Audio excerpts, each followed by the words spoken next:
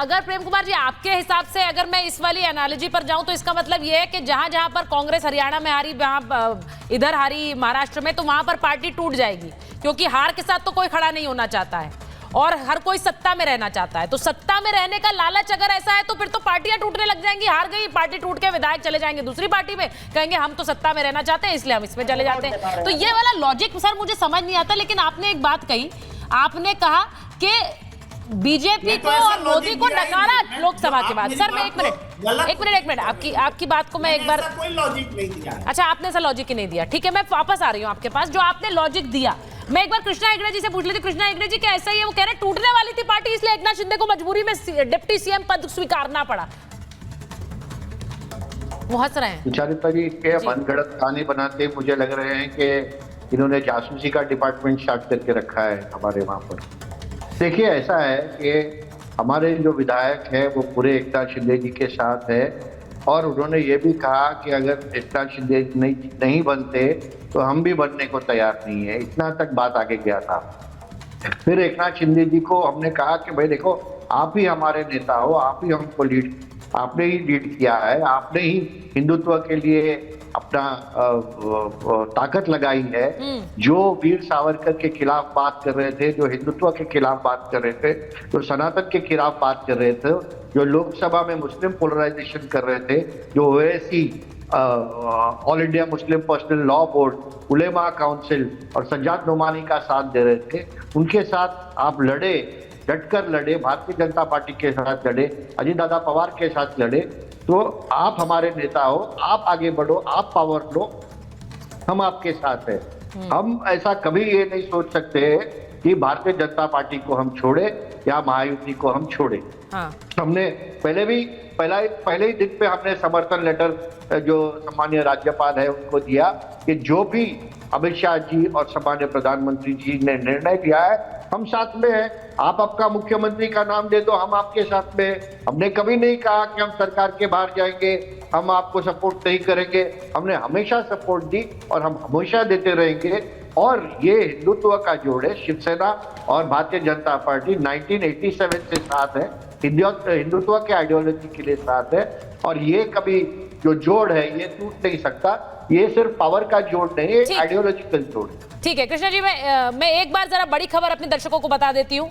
बड़ी खबर ये आ रही है कि कुछ देर में देवेंद्र फडणवीस कैबिनेट की बैठक होने वाली है। देवेंद्र फडणवीस, एकनाथ शिंदे और अजीत पवार इस बैठक में शामिल होंगे और बड़े फैसलों का ऐलान कर सकती है महायुति सरकार, यानी कि सत्ता में आते ही। तस्वीरें भी वहां से आ रही हैं, क्योंकि शपथ ग्रहण करने के बाद पहली कैबिनेट बैठक हो सकती है। ये तस्वीरें देख लीजिए, कुछ देर में फडणवीस सरकार की कैबिनेट बैठक हो सकती है। ये देखिए आप तस्वीरें, बाबा साहब की तस्वीर पर फूल अर्पित करते हुए देवेंद्र फडणवीस, अजीत पवार और एकनाथ शिंदे।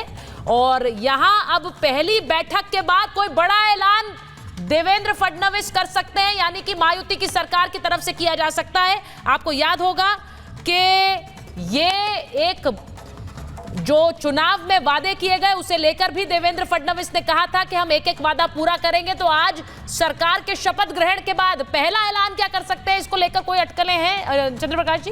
देखिए अटकलें का मतलब ये है कि ये कंटिन्यूइंग सरकार है। हाँ। पीछे से चल रही थी, उनकी योजनाएं हैं और जो नए वादे हैं वो उसमें जुड़ जाएंगे निश्चित रूप से। एक बात जो अभी कही जा रही थी कि इनका अपमान हुआ एकनाथ शिंदे का और उनको हटा दिया। इसमें एक चीज़ समझनी पड़ेगी कि ये चीज़ भाजपा में ही क्यों हो पाती है और कभी दूसरा जो खेमा है उसमें क्यों नहीं हो पाता है। हाँ। आज भी कर्नाटक में जो दोनों डिप्टी सीएम और सीएम जो है एक दूसरे को निपटाने में लगे हुए हैं, वो आप स्पष्ट देख सकते हैं, एक ही पार्टी के हैं ना वो। लेकिन यहाँ पर एक अगर मान लीजिए अगर एक तरह का सत्ता संघर्ष हुआ निश्चित रूप से हुआ कि भाई वो मुख्यमंत्री थे, वो मुख्यमंत्री रहना चाहते थे और ये एक जीती हुई बड़ी पार्टी के नेता थे फडणवीस, वो फडणवीस अपनी पोजीशन को असर्ट कर रहे थे। लेकिन उसमें ये संघर्ष जो है वो किसी तरह का कड़वाहट नहीं थी। कल जब वो तीनों बैठे तो आपने देखा कि किस तरीके का तीनों में केमिस्ट्री कैसी अच्छी है। तो वो चीज़ सरकार की जो आगे आने वाली नीतियां हैं, सरकार की जो योजनाएं हैं, वो उस पर स्पष्ट रूप से दिखाई देगा। महायुति का अपना एक एजेंडा है, उस एजेंडे पे काम करेंगे। और दूसरी जो सबसे बड़ी बात है कि ये जो चुनाव था इसमें एक चीज़ बड़ी अंडरलाइन थी हिंदुत्व की। और सभी लोगों ने अगर जुट के अगर वोट दिया है तो उन्होंने देखा है कि पालघर में क्या हुआ था, सभी ने देखा है कि किस तरीके की ये फतवेबाजी हुई है कांग्रेस की तरफ से। तो उन सब चीज़ों के प्रति एक प्रतिक्रियावादी भी एक है जो कहीं ना कहीं इनकी सरकार को अपनी नीतियों में अपनी उसमें चलेगा। ये दिल्ली के चुनाव में चलेगा, ये बिहार के चुनाव में चलेगा। मैं ये पूछना चाहती हूँ, बिहार में देखिए नीतीश कुमार का फैक्टर भी है, मैं इसलिए जरा इसको जरा खुलकर पूछना चाहती हूँ। और गुरु प्रकाश जी तो बिहार से ही आते हैं, तो जरा पहले गुरु प्रकाश जी के पास जाऊंगी और उसके बाद विवेक जी आपके पास आ रही हूँ। गुरु प्रकाश जी बताइए, ये एक है तो सेफ है वाला नारा प्रधानमंत्री ने उसे उस दिन भी कहा था जब जीत का ऐलान हुआ, ये गठबंधन को साथ रखने के लिए भी बड़ा कारगर साबित हुआ है। भाई सबको याद दिला दो, एक है तो सेफ है, सत्ता तभी रहेगी। लेकिन आप मुझे बताइए, ये नीतीश कुमार पर काम करेगा बिहार में? नहीं सुचारुता जी, बिल्कुल। नीतीश जी के विषय में मैं एक और बात कहना चाहता हूं कि अभी कुछ और प्रश्न उठाए गए थे हमारे विरोधियों के द्वारा। हाँ। मैं बताना चाहता हूं कि भारतीय जनता पार्टी के लिए पद से ज्यादा महत्वपूर्ण कुछ है तो वो जनता का आशीर्वाद है। बिहार में हम नीतीश जी से बड़ी पार्टी हैं, लेकिन हमने नीतीश जी का नेतृत्व स्वीकारा है। सीएम हो, डिप्टी सीएम हो, नेता विपक्ष हो, ये स्थान भारतीय जनता पार्टी के लिए मैटर नहीं करता है। Point number 1। पॉइंट नंबर 2, अभी ये भी कहा गया कि लोकसभा के चुनाव में मोदी जी को नकार दिया गया था। लोकसभा चुनाव में महाविकास आघाड़ी और महायुति का वोट प्रतिशत देखा था आपने? 43% हमारा भी था, 43.2% आपका था। तो ये कह देना कि 43.2% से आपको नकार दिया गया है, अगर आप चुनाव के नतीजों का ऐसा विश्लेषण और ऐसा आकलन करते हैं तो ये भी दृष्टि रखने की जरूरत है। सुचरिता, आखिरी बात मैं कहना चाहता हूं, महाराष्ट्र में जीएसटी मुक्त हो गया है और आपने बहुत अच्छी बात बोली थी। जीएसटी कैसे मुक्त हो गया है? गांधी मुक्त हो गए हैं, शरद पवार मुक्त हो गए हैं, ठाकरे मुक्त हो गए हैं। ये देखिए, कोई ठेकेदारी नहीं होती किसी की। बारामती पवार का, मुंबई उद्धव ठाकरे का, फलाना उनका, रायबरेली अमेठी गांधी का, ऐसा नहीं होता है। देश के लोकतंत्र में ऐसा कोई ठेकेदारी किसी की नहीं होती है। एक शब्द का उपयोग करते हैं हमारे पॉलिटिकल साइंटिस्ट, ये पॉकेट बरो है। अरे किसका पॉकेट बरो है भाई?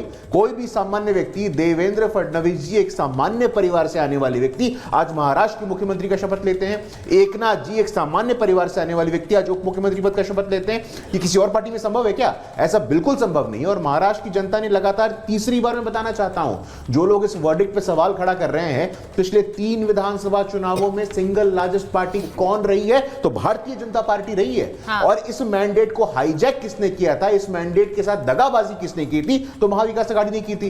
तो हमें किसी से प्रमाण पत्र लेने की जरूरत नहीं है। जहां तक हमारा नारा है, एक है तो सेफ है, प्रधानमंत्री जी ने कहा है, वो हमारे गठबंधन के लोगों और गठबंधन का पूरा सम्मान है। मैं पुनः अटल जी पे वापस जाना चाहता हूं। अटल जी ने कहा था गठबंधन तस्वीरों पर जाना चाहता हूं, वो तस्वीरें जरा चलाइए। मैं तस्वीरें दिखाना चाह रही हूं क्योंकि मंत्रालय पहुंचे हैं देवेंद्र फडणवीस और एकनाथ शिंदे, अजीत पवार, और वहां पर फूलों से स्वागत हो रहा है उनका। और फूलों से स्वागत, वहां पत्रकारों का भी, हमारा भी एक समूह है उनके स्वागत में। वहां सुनना चाह रहे हैं कि देवेंद्र फडणवीस क्या कहेंगे, और वहां पर उनके स्वागत में फूलों की वर्षा हुई है। तीनों एक साथ आ रहे हैं। कल का एक वीडियो भी बड़ा वायरल है जिसमें हंसी मजाक चल रहा है। वो कह रहे हैं मुझे नहीं पता, कल हम बता देंगे शपथ ग्रहण कौन करेगा। उसमें अजीत पवार कहते हैं हम तो करेंगे, मैं तो करने जा रहा हूँ, दादा का पता नहीं है। ये तस्वीरें जो हैं ये तीनों की आ रही हैं इस वक्त मंत्रालय से। ये तस्वीरें बड़ी खास हैं, इसीलिए आपको दिखा रहे हैं। और देखिए, अब वहाँ मंत्रालय पहुंचकर अभी आपने देखा बाबा साहेब की तस्वीर पर उन्होंने फूल अर्पित किया। अब छत्रपति शिवाजी महाराज के तस्वीर पर फूल अर्पित कर रहे हैं। ये छोटे जेस्चर्स हैं, लेकिन ये बहुत बड़ा संकेत देते हैं महाराष्ट्र की राजनीति।